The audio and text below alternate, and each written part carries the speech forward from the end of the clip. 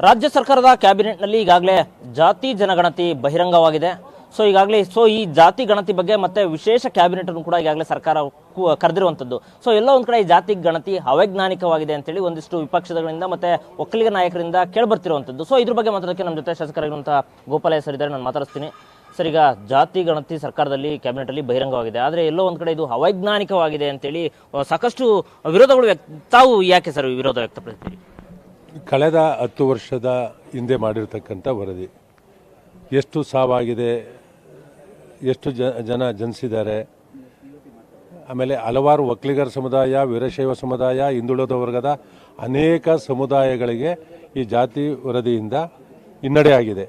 ನೈಜವಾದ ವರದಿಯಲ್ಲ ಇದು ಒಂದು ಕಡೆಗೆ ಬದಿಗಿಟ್ಟು ತಮಗಿನ್ನೂ 3 ವರ್ಷ ಈ ರಾಜ್ಯವನ್ನು ಆಳ್ವಿಕೆ ಮಾಡ್ತಕ್ಕಂಥ ಆಶೀರ್ವಾದ ಈ ರಾಜ್ಯದ ಜನತೆ ಮಾಡಿದ್ದಾರೆ.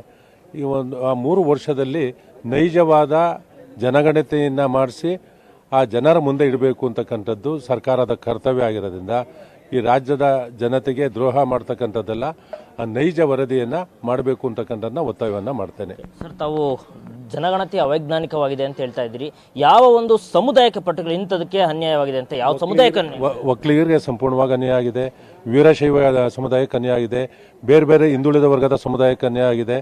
ಇದನ್ನ ಈ ರಾಜ್ಯದಲ್ಲಿ ವಾಸ ಮಾಡ್ತಕ್ಕಂಥ ಪ್ರತಿಯೊಂದು ಸಮುದಾಯವ್ರಿಗೂ ನ್ಯಾಯ ಕೊಡಬೇಕಾಗಿದ್ದು ಸರ್ಕಾರದ ಕರ್ತವ್ಯ ಆಗಿರೋದ್ರಿಂದ ಇದನ್ನ ಒಂದು ಕಡೆ ಬದಿಗಿಟ್ಟು ಹೊಸದಾಗಿ ಜಾತಿ ಗಣತಿಯನ್ನು ಮಾಡಬೇಕು ಅಂತಕ್ಕಂಥದ್ದನ್ನ ಜನ ಬೀದಿಗೆ ಇಳಿಯೋಕ್ಕಿಂತ ಮುಂಚೆ ಈ ನಿರ್ಧಾರವನ್ನು ತಗೋಬೇಕು ಅಂತಕ್ಕಂಥದ್ದನ್ನ ನಾನು ಸರ್ಕಾರವನ್ನು ಒತ್ತಾಯವನ್ನು ಮಾಡ್ತೇನೆ. ತಾವು ಕೂಡ ಈಗ ಹೇಳ್ತಾ ಇದ್ರಿ ಅವೈಜ್ಞಾನಿಕವಾಗಿದೆ ಅಂತ. ಈ ಹಿಂದೆ ಕೂಡ DCM DK ಶಿವಕುಮಾರ್ ಕೂಡ ಅವೈಜ್ಞಾನಿಕವಾಗಿದೆ ಅಂತ ಹೇಳ್ತಾ ಇದ್ರು. ಬಟ್ ಎಲ್ಲೋ ಒಂದ್ ಕಡೆ ಈಗ ಮತ್ತೆ ಅವರವರೇ ಮತ್ತೆ CM ಮತ್ತೆ DCM ಒಪ್ಪಂದ ಮಾಡ್ಕೊಂಡಿದ್ದಾರೆ. ಇದಕ್ಕೇನು ಹೇಳ್ತೀರಿ ಸರ್?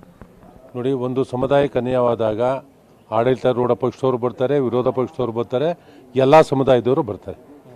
ಸರ್, ಕೊನೆಯದಾಗ ಮತ್ತೆ ಇದಕ್ಕೆ ಈಗಾಗಲೇ ಈ ಒಂದು ಜನಗಣತಿ ಸಮೀಕ್ಷೆ ಮಾಡೋಕ್ಕಂತ ಸರ್ಕಾರ ಸಾಕಷ್ಟು ಸಾವಿರಾರು ಕೋಟಿಯನ್ನ ಇನ್ವೆಸ್ಟ್ ಮಾಡಿದೆ. ಮತ್ತೆ ಇದೀಗ ಇನ್ನೊಂದ್ಸಾರಿ ಸರ್ವೆ ಮಾಡಬೇಕು, ಸಮೀಕ್ಷೆ ಮಾಡಬೇಕು ಅಂದ್ರೆ ಮತ್ತೆ ಎಲ್ಲೋ ಒಂದ್ ಕಡೆ ಕೋಟಿಯಷ್ಟು ಸರ್ಕಾರದಿಂದ ಹಣ ದುಂದು ವೆಚ್ಚ ಆಗಲ್ವಾ ಅಂತ?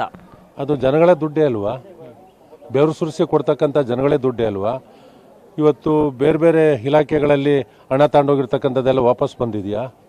ಜನರಿಗೋಸ್ಕರ ಮಾಡ್ತಕ್ಕಂಥ ಇದರಲ್ಲಿ ಇವತ್ತು ಏನು ಜನ ಟ್ಯಾಕ್ಸ್ ಕೊಡ್ತಾರಲ್ಲ, ಅದೇ ಇದರಲ್ಲಿ ತಾನೇ ಮಾಡ್ತಕ್ಕಂಥದ್ದು. 150-200 ಕೋಟಿ ರಾಜ್ಯಕ್ಕೆ ಬಕ್ಕಸಕ್ಕೆ ದೊಡ್ಡ ಹೊರೆ ಆಗೋದಿಲ್ಲ. ಈ ರಾಜ್ಯದ ಎಲ್ಲ ಸಮುದಾಯದ ಒಂದು ಭವಿಷ್ಯಕ್ಕಾಗಿ ಮಾಡ್ತಕ್ಕಂಥ ಖರ್ಚದು. ಹಂಗಂದ್ರೆ ಈಗ ಮಾಡಿರುವಂತಹ ಸಾಕಷ್ಟು ಹಣ ಸರಿಯಾಗಿ ಅವೈಜ್ಞಾನಿಕವಾಗಿ ಮಾಡಿದ್ರಂದ್ರೆ ಎಲ್ಲ ಒಂದ್ ಕಡೆ ಹಣ ವರದಿ ನೈಜವಾಗಿ ಕೊಟ್ಟಿಲ್ಲ. ಎಲ್ಲೆಲ್ಲಿ ಭೇಟಿ ಮಾಡಬೇಕಾಯ್ತು ಆ ಸಮುದಾಯದ ಹಳ್ಳಿಗಳಲ್ಲಿ, ನಗರ ಪ್ರದೇಶಗಳಲ್ಲಿ ಸರಿಯಾದ ಮಾಹಿತಿ ಮಾಡಿಲ್ಲ. ಈ ರಸ್ತೆ ಮಾಡಿದ್ರೆ ಪಕ್ಕದ ರಸ್ತೆ ಮಾಡಿಲ್ಲ.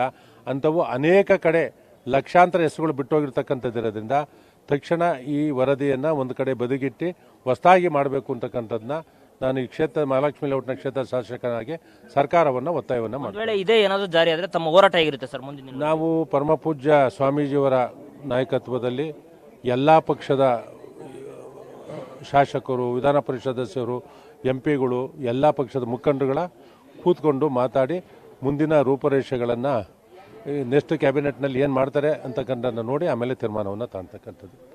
ಇದಿಷ್ಟು ಶಾಸಕ ಗೋಪಾಲಯ್ಯನವರ ಮಾತು. ಕ್ಯಾಮರಾ ಪರ್ಸನ್ ನವಾಜ್ ಜೊತೆ ಮಂಜುನಾಥ್ ಸಕ್ರ, ಪವರ್ ಟಿವಿ, ಬೆಂಗಳೂರು.